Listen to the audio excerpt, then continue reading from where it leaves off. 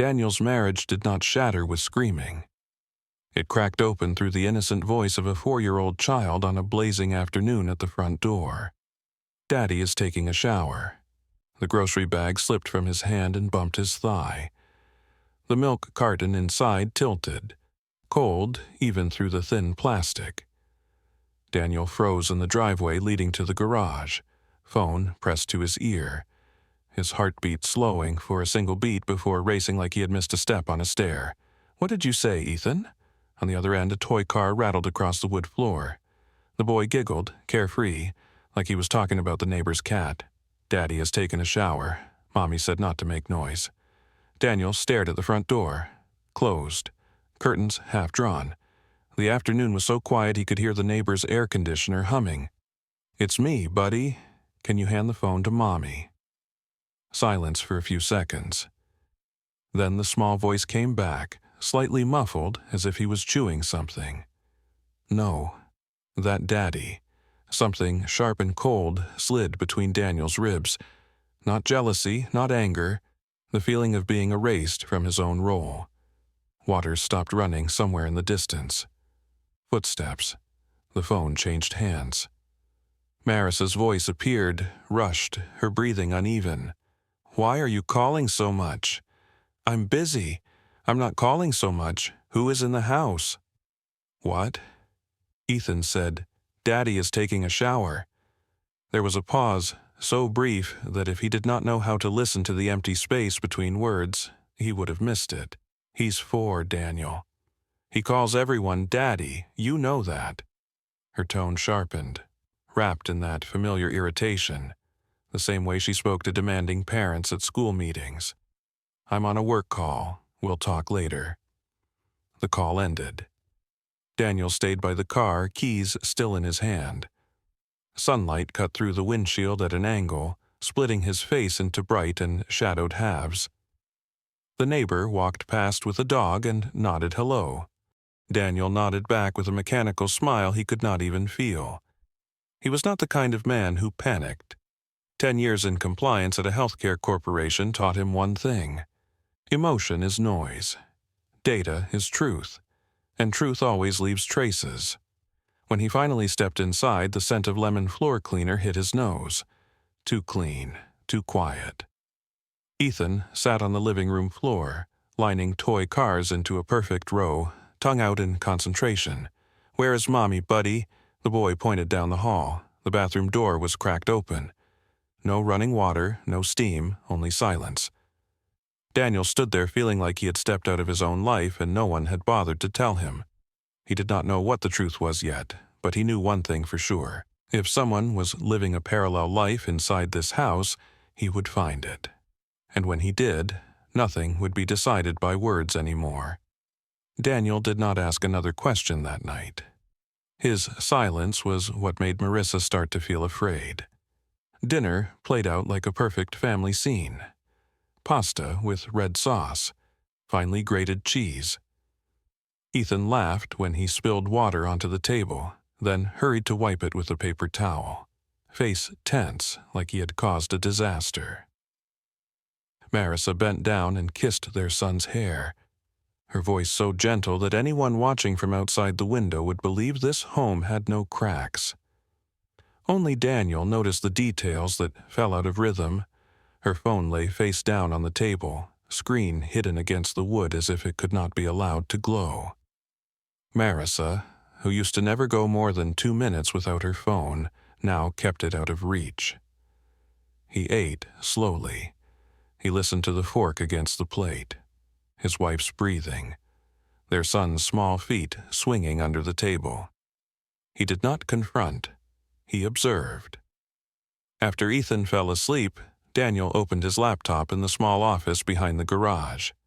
The room still carried a faint paint smell from when he rebuilt the shelves last summer. Dry wood, metal, focus. He logged into the family phone account. Wrong password. He tried again, wrong again. Daniel sat a little straighter. Not frantic, not rushed. Just a piece that had slipped out of its familiar place. He selected forgot password. A confirmation email was sent. It did not land in his inbox. He checked spam. Empty. Cold ran down his spine. The account was registered to the shared email he and Marissa had used since they bought the house. He opened that inbox. The password had been changed too. Daniel sat for a long time without moving. Outside, the air conditioner kicked on, wind whistling softly through a door gap. A truck rolled down the quiet street. In his mind, there was no image of Marissa, not her smile, not her explanations, only process. Someone changed passwords, which meant there was a reason to hide. He did not try to force his way in. He did not need to. 10 years in compliance taught him that data never exists alone. Every change leaves footprints. He opened their shared credit card statement. He scrolled. Groceries, gas, Ethan's extra lessons. Then another line, a downtown hotel, weekend charge. Daniel stopped. He remembered that weekend clearly. He had taken Ethan to visit his sister in the suburbs. Marissa said she had a professional seminar for one day. He clicked the transaction details. 2 nights, room service, dinner. No seminar runs until 2 in the morning with an expensive wine charge. His heart hit hard, but his face stayed calm. Calm enough that it felt unfamiliar even to him. He took screenshots and saved them in a private folder on his external drive, the same place he kept internal audit files. He was not a betrayed man losing control. He was a man who had discovered a system breach, and he knew how to trace it to the core. In the bedroom, Marissa shifted in her sleep. She looked at the empty space beside her and assumed Daniel was working late as usual. Part of her felt relieved that he did not press. Another part, deeper, started to worry because he did not press. She did not understand what Daniel already understood clearly. His silence was not acceptance. It was preparation. The notification came in the middle of the afternoon while Daniel sat in the pickup line outside Ethan's school. A short line of text, cold as steel, appeared on his phone screen. Your account password has been changed successfully. Beyond the windshield, parents crept forward inch by inch. A woman in the car ahead tapped her steering wheel to the radio. A child behind Daniel's car kept kicking the leather seat. The world kept moving normally while his marriage had just been edited without his consent. He tried to log in. Wrong. He tried again, slower. Still wrong. His breathing grew heavier, but his face stayed calm. Daniel was not the kind of man who unraveled in public. He was the one who held order when others lost control. Ethan appeared at the school doors, backpack slipping off one shoulder. He waved wildly like he was afraid his dad would miss him in the sea of cars. Daniel smiled and waved back, then slid the phone into the console. Ethan climbed into the back seat, the smell of crayons and sweet cookies filling the air. Did you have fun today? Yes. I got a star sticker on my notebook. Mommy said tomorrow Mommy will pick me up. Daniel checked the rearview mirror. Mom said that. Yes? Mommy said Daddy will be busy tomorrow. That Daddy is more free. The sentence landed on the leather seat like an invisible weight. Daniel tightened his grip on the wheel, not hard enough for anyone to notice, just hard enough for his knuckles to turn white. Who told you that? Mommy said that Daddy helps Mommy with work. Daniel nodded as the line of cars crawled forward. To his right, another father argued with his daughter about math homework, her voice high and sharp, frustration so ordinary and human. Daniel suddenly wanted a problem that simple. That night, while Marissa showered, Daniel went into the garage and called the carrier. The smell of motor oil and warm rubber mixed with cold air. After 20 minutes on hold, a representative answered, professional and steady. Sir, a new line was added to your family plan 3 weeks ago. Daniel's heart hit hard once. Who added it? Our records show your wife confirmed it at the store. Daniel closed his eyes for 1 second. Is the device active? Yes, sir, thank you. He ended the call and stared into the darkness of the garage like he was staring at an empty room inside his own life. 3 weeks ago, the same time as the hotel charge. Inside the house, Marissa towel-dried her hair in front of the mirror, reassuring herself that Daniel was only busy like always. She did not see what was changing fast. The man she thought was too gentle to react, too tired to notice, was trained to spot the smallest irregularities in a system that looked perfect.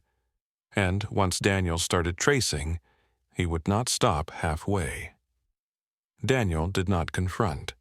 He began auditing his marriage like a system, showing signs of fraud. The next morning, he got to the office earlier than usual. The city was still foggy, streetlights not fully off yet.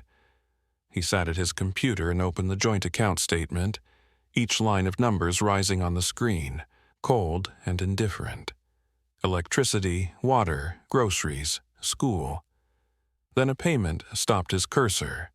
A high-end phone store. An amount large enough to buy the newest model. The transaction date matched the time the new line was added. Daniel did not inhale sharply.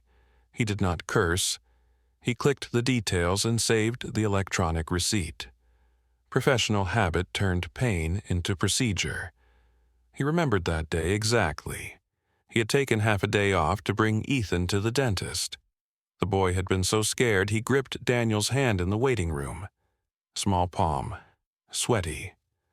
Marissa texted that she had an emergency meeting. Turns out she was busy buying a secret phone. At lunch, a coworker invited Daniel to eat. He declined, saying he had something urgent. In truth, he sat still and stared at the screen, feeling like he was reading a report about a stranger he was forced to manage. When he got home, the house was tidy and quiet. Marissa cooked with her back to the kitchen doorway. The smell of fried onions and tomato sauce filled the warm air, familiar in a way that felt cruel. Daniel watched her for a long moment. This woman had once been the place he wanted to return to every day. Now she felt like a question with no simple answer. "Are you tired?" he asked. She turned and gave a small smile. "I'm fine. Why?" "Nothing, just asking." She did not know that in her bag the secret phone lay still, and the man in front of her already knew it existed. She thought she controlled the story. Daniel had stepped into a different role, no longer a husband waiting for explanations, but a man collecting truth, piece by piece, until no one could deny it. Daniel realized he had been sleeping beside a secret for months without knowing. What chilled him was not only betrayal, but how carefully it had been arranged. On Saturday morning, he took Ethan to the neighborhood community meeting. The common room smelled of cheap coffee and fresh printer paper. People argued about parking spots and fence paint that was the wrong color. Small problems, noisy, harmless. Marissa sat at the front table taking notes with polished focus. She smiled at the right moments and nodded at the right points. The perfect image of a mother, a wife, a model neighbor. Mid-meeting, her phone buzzed. She looked down, and her eyes changed fast, like someone flipped a switch inside her. She stood and stepped out to take the call. Daniel watched through the glass door. Outside, the sun was bright. Marissa turned her back to the building, one arm wrapped around the other, shoulders slightly drawn in. She was not wearing her polite meeting smile. She smiled softly, almost tender. Ethan tugged Daniel's sleeve and said he was thirsty. Daniel took him to the vending machine. When he turned back, Marissa still had not returned. She spoke very quietly, lips barely moving, eyes lowered, like she was listening to something intimate. Daniel heard no shouting inside his head, only silence getting heavier. That afternoon, he told Marissa he needed to buy something for the garage. Instead of the hardware store, he drove to the phone shop where the new line had been opened. A young employee checked the records. Yes, the line was activated here, paid in full with the shared card. Daniel nodded. What time was the device picked up? 3:17 in the afternoon. Daniel knew exactly what he was doing at 3:17 that day. He was sitting beside a dentist's chair, holding Ethan's hand while his son cried from fear of the drill. He did not feel replaced. He felt swapped. His place as father and husband had been quietly shared like a secondary account. That night, Marissa lay beside him in bed, scrolling her phone, blue light reflecting on her familiar face. She assumed Daniel did not notice. She assumed he was tired, gentle, predictable. She did not know the man beside her had begun looking at her through an auditor's eyes, not to accuse, but to prove. And once Daniel entered proof mode, he would go to the end, even if the cost was his entire old life. Daniel noticed he no longer hurt like a husband. He started hurting like a father. That night, Ethan had a nightmare. The boy climbed into their bed, hair messy, eyes wet, small feet cold. Marissa pulled him close by instinct and whispered comfort. Daniel lay near the edge of the bed, watching them in the warm yellow nightlight, his chest tightening. Ethan exhaled, still half asleep. "Daddy, don't go." Daniel leaned closer. "I'm here." Ethan shook his head slightly. That daddy. The room seemed to shrink. The air thickened. Marissa froze for a split second. Her hand on Ethan's back slowed. She said nothing, but her heart beat faster, a flash of fear she refused to name. Daniel felt something inside him break in a small, quiet way. Not loud, not violent. A piece of trust fell and could not be picked up again. He stroked Ethan's hair. "I'm here. Go to sleep." Ethan drifted back, still gripping Daniel's shirt like he feared Daniel would vanish. Marissa turned to face the wall and pretended to sleep, but her mind churned. She told herself children say nonsense. She told herself everything was still under control. She told herself Daniel would never go far enough to make it a real problem. She did not understand.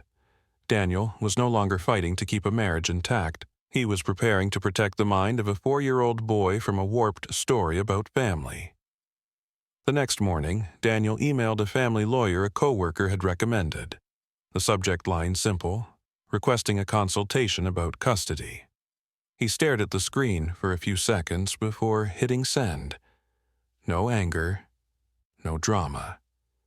A quiet decision from a man who had just understood his most important role was no longer husband. It was father. Daniel knew the other man's name before he ever saw his face, and he saw his face before he understood he would never be the same again.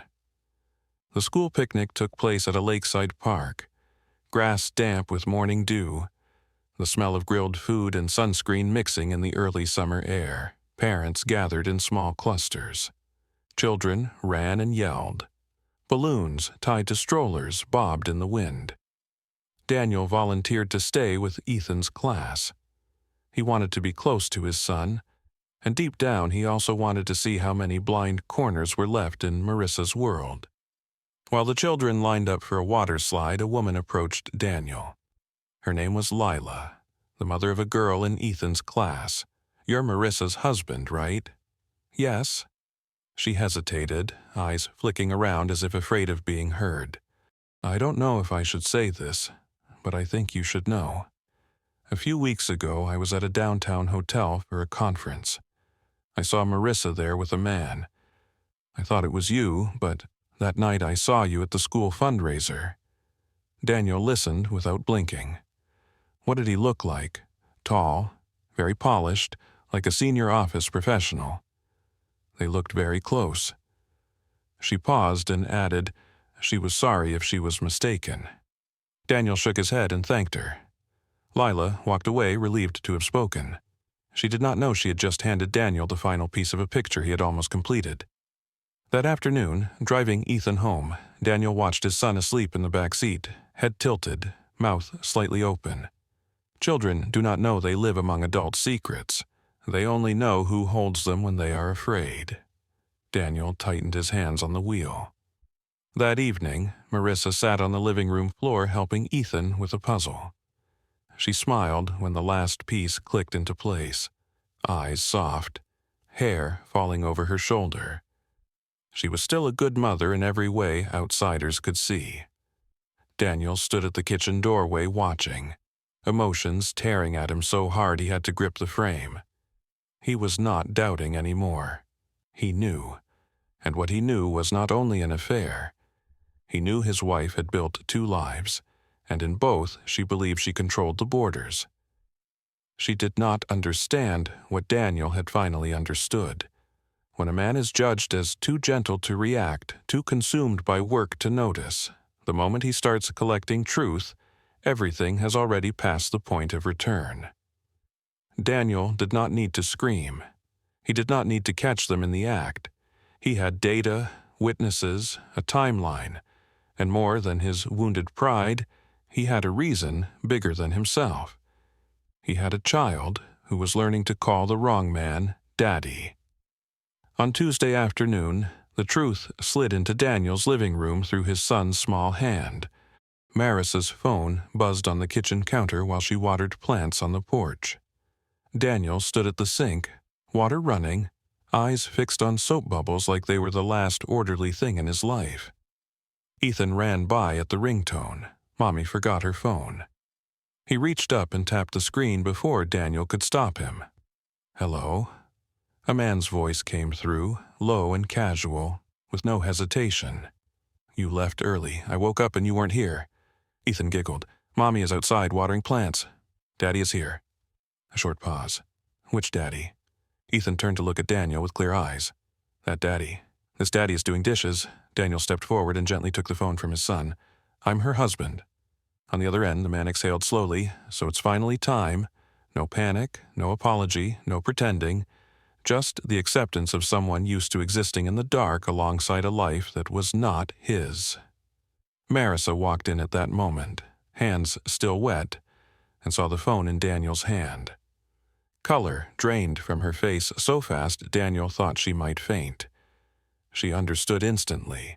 There was no space left to hide. Ethan stood in the living room, not understanding why the air suddenly felt heavy like a storm. Daniel ended the call and set the phone on the table. He did not throw it. He did not shake. He did not yell. He looked at his wife. "1 year," he said. His voice was not loud, but each word hit the floor. Clear and heavy, Marissa sank into a chair, covering her face with both hands. "I didn't mean for it to go this far." Daniel let out a small laugh with no joy. 1 year is not getting lost. It is choosing a different road every day. She cried, tears leaking through her fingers. "I was lonely. You were always working. I thought I just needed someone to listen. And you decided our son should have 2 fathers." The sentence broke into a sob. Ethan hovered at the doorway, lips trembling. Daniel knelt in front of him and asked him to go play in his room for a bit because Mom and Dad needed to talk. Ethan nodded, but before he left, he asked a question that made both adults choke. "Did I do something wrong?"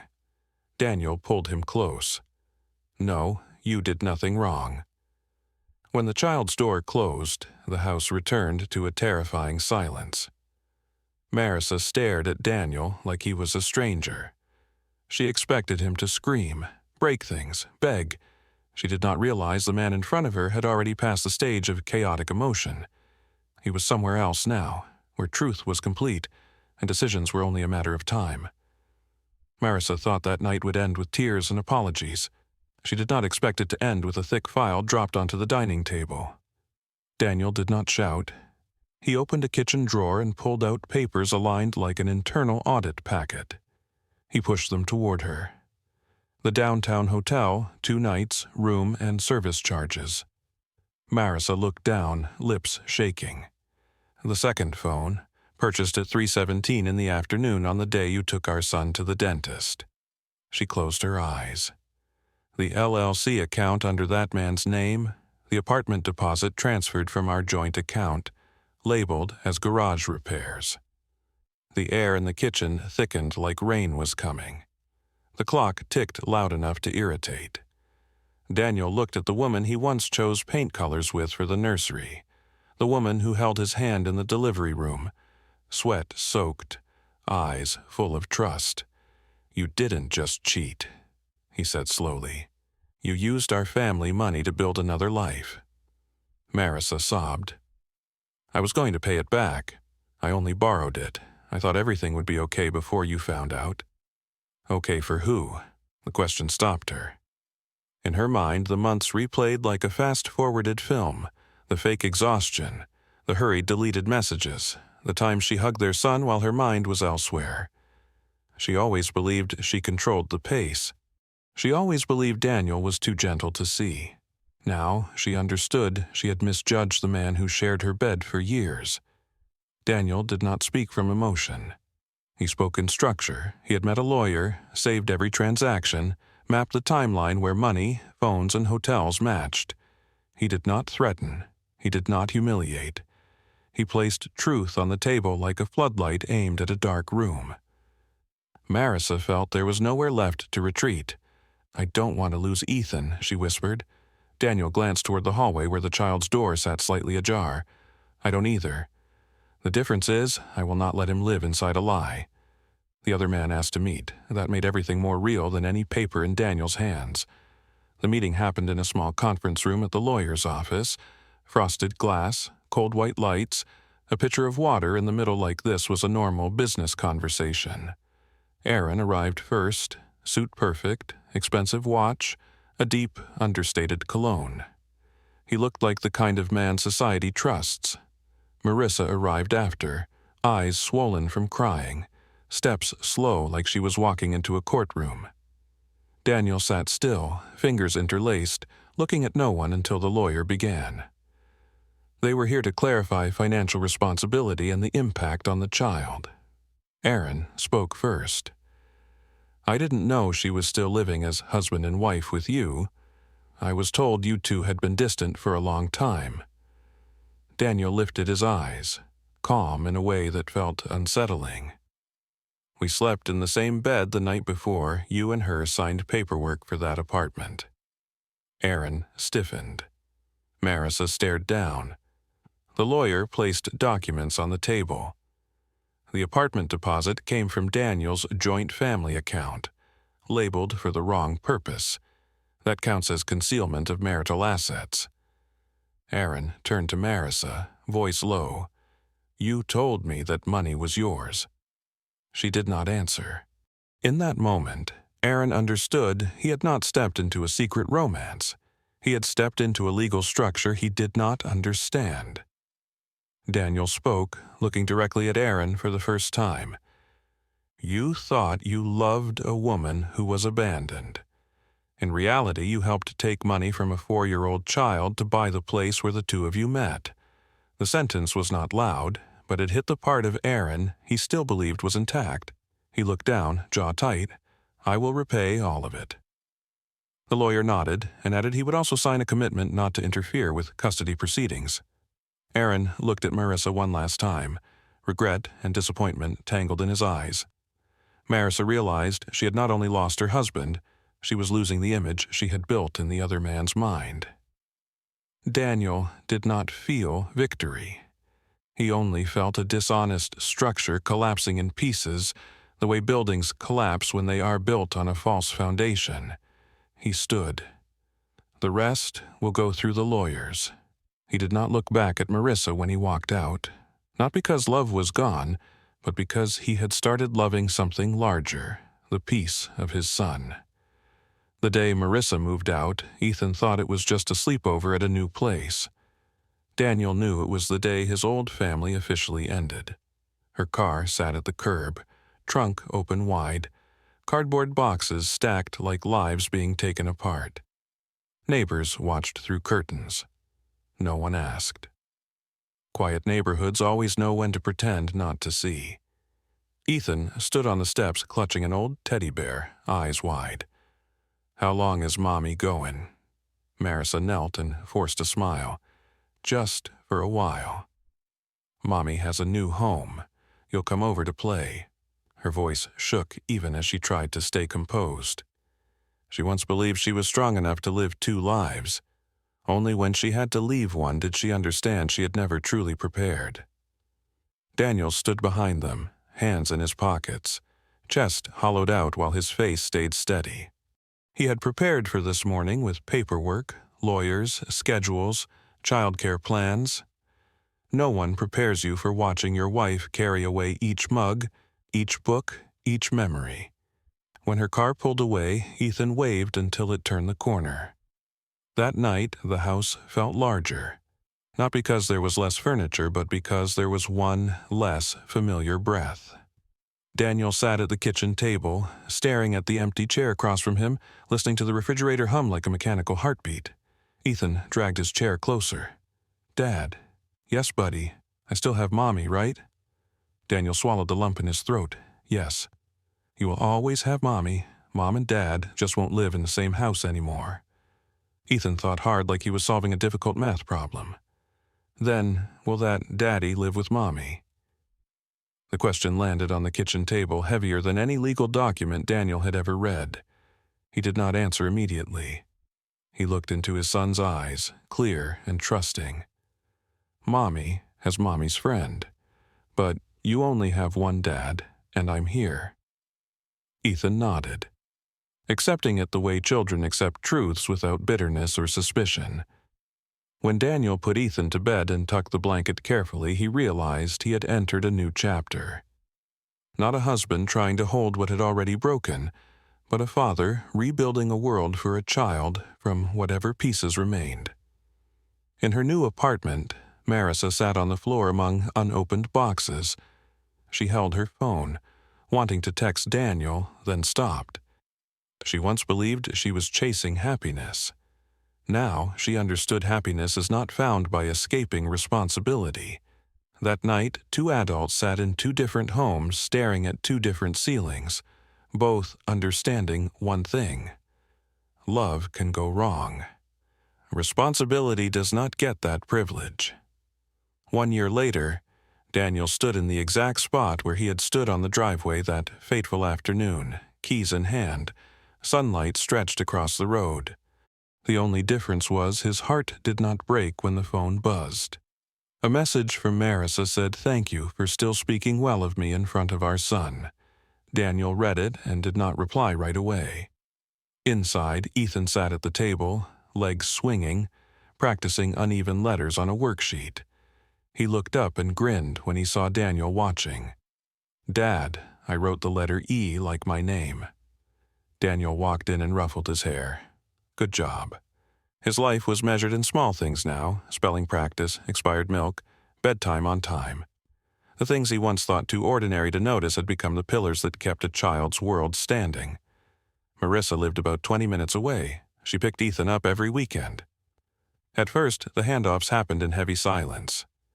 Over time, they learned to speak only what was necessary without causing more damage. Not because they had fully forgiven, but because they loved someone smaller than their pride. One afternoon when Daniel picked Ethan up from school, the teacher called him over. "Ethan has been drawing his family in art class lately. At first, I worried because he draws two houses in his pictures, but he always draws himself in the middle holding both Mom's and Dad's hands. He says he has two homes but one family." Daniel took the drawing. The paper still smelled like crayons. The figures were rough, round heads and stick arms, 3 people connected by firm, straight lines. He walked to his car and sat for a long time. He once believed he had lost. His wife loved someone else. His family fell apart. His son called another man Dad. But in this drawing he saw what he had protected all along had not disappeared. A child's sense of safety when looking at the world. That night, after Ethan fell asleep, Daniel sat at the kitchen table, the house quiet under warm yellow light. He remembered the man in the garage 1 year ago, phone in hand, heart dropping to the floor. That man believed his life was over. He did not know that sometimes a life has to collapse, so a truer version of you has room to stand. Daniel picked up his phone and replied to Marissa. "We are both trying for him." He set the phone down and looked around the kitchen, where there was now 1 mug on the table, 1 set of dishes for 2 people. Not perfect, not whole in the old way, but real. And sometimes real matters more than looking intact. If you have ever been the last person to learn the truth in your own home, tell your story. Somewhere, Someone may need to hear that losing the old version of a family does not mean losing the chance to build a better one.